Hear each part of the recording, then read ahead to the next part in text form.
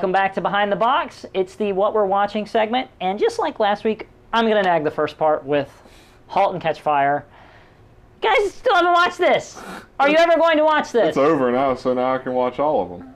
Awesome, awesome. Yeah, I probably won't. Binge watch it, but I probably won't watch it. Come on, you got to give it a shot. I mean, that's going to be canceled after the season anyway. Well, that's up in the air right now. Not enough death. But they had a really good season/series finale. Nobody knows exactly where if it's gonna be announced to be renewed or not. That's still up in the air. But the last 2 episodes that have aired since the last taping of the last show have been really good. You know, I think I left it the last time with the characters going out on their own to kind of sell the computer. When they get to the convention, some really unexpected stuff happens, and the crap hits the fan, and a lot of cool stuff happens in that episode. And then they come back for the finale, and the finale that just aired this last week is kind of weird because it was almost like the finale really didn't have the twists and the turns and the really cool stuff, which usually they save that for the end. They did all that in the 9th. The 10th felt like an extra long epilogue to the show. And you know how I always bitch about I'm not going to watch a show that doesn't get a true ending? Well, the producers did a really good job on this show because they gave it this closure that it's closed the entire show out. You know, they basically set these characters up on what they're going to be doing now and where they go after what they've done. And now it's kind of, you get the sense of, okay, well, I can live with, you know, this is the end of the show. And if they come back, it may have a season 2. If not, you can watch season 1 and you'll love it. It'll just be good as a self-contained plot. So, that being said, are you going to watch it?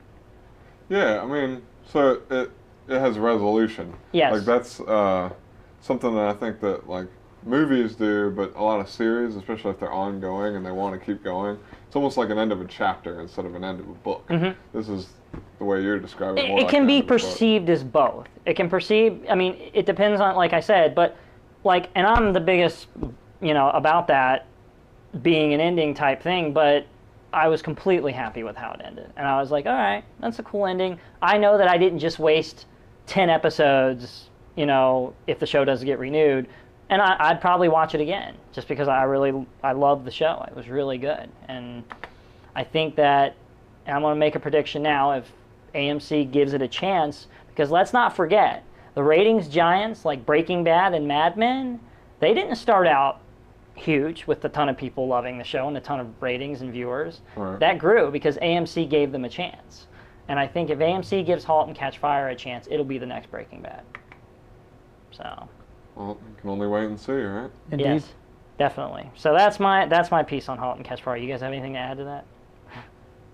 Not really. I mean, I'll watch it. Sorry. We'll move on now. So Nick, tell us about this. Who the F is Arthur Fogel? Arthur Fogel. Well, you guys probably have enjoyed some of the music that he's brought to the world, and what I mean by that is he's a concert promoter. Oh. And most notably, he toured or put on the tour for the Rolling Stones worldwide, and at first, people thought he was crazy to bring a worldwide tour and how he's going to pull it off. And this is how it all started, these worldwide tours. And right now, he's the CEO of Live Nation. Do you know who Live Nation is? Heard of it. Live Nation actually owns multiple concert venues all over the country. But this guy brought it all to us on a world, scope. And he started back in the 80s and then grew from there. And right now, he's like the guy for the best concerts in the world. So this is a documentary about this guy, yeah. or is it's a documentary about the people he does things for? What is it? It's about him and it includes U2, the Police, Rolling Stones. They all have put in their 2 cents in there, and it's really great to kind of see, how all this music was brought to the world and to the masses, and this guy did it. And where is this airing at?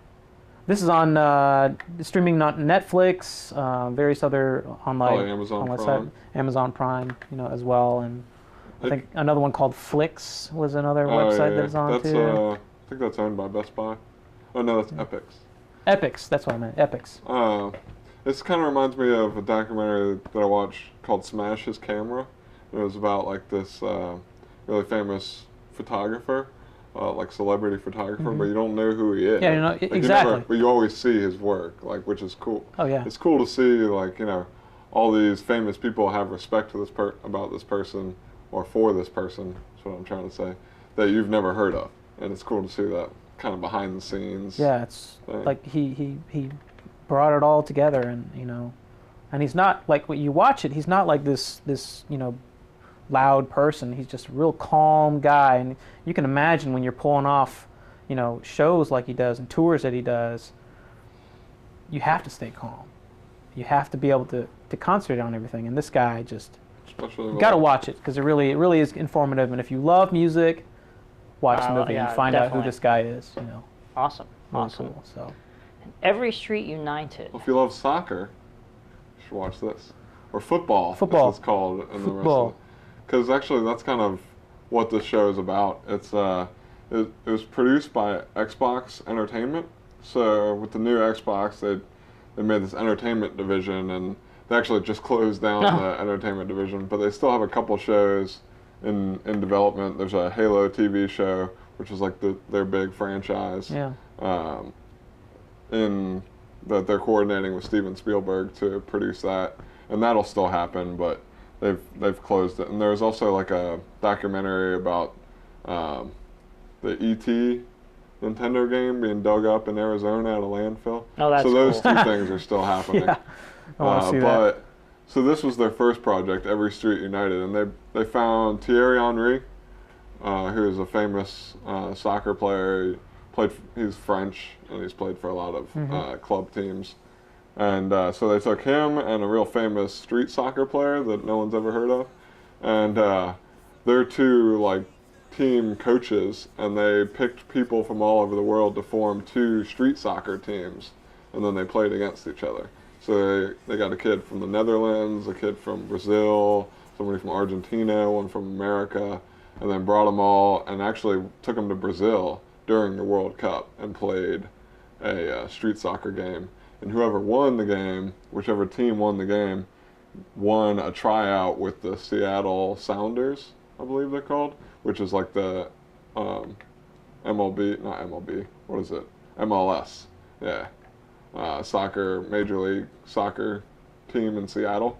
So it's a cool show. Like I think there's maybe 7 episodes, and the last one's up now, which I haven't watched, which is like the final match. But most of it is like them going out and finding the players and their little backstories and them choosing who's who. And it's cool. It's a little different, but it's cool. Yeah, it's worth watching. I'm going to check Awesome. it out. Well, we have a lot of different shows coming up in our Netflix pick segment, so stick around and we'll tell you what's good to watch there.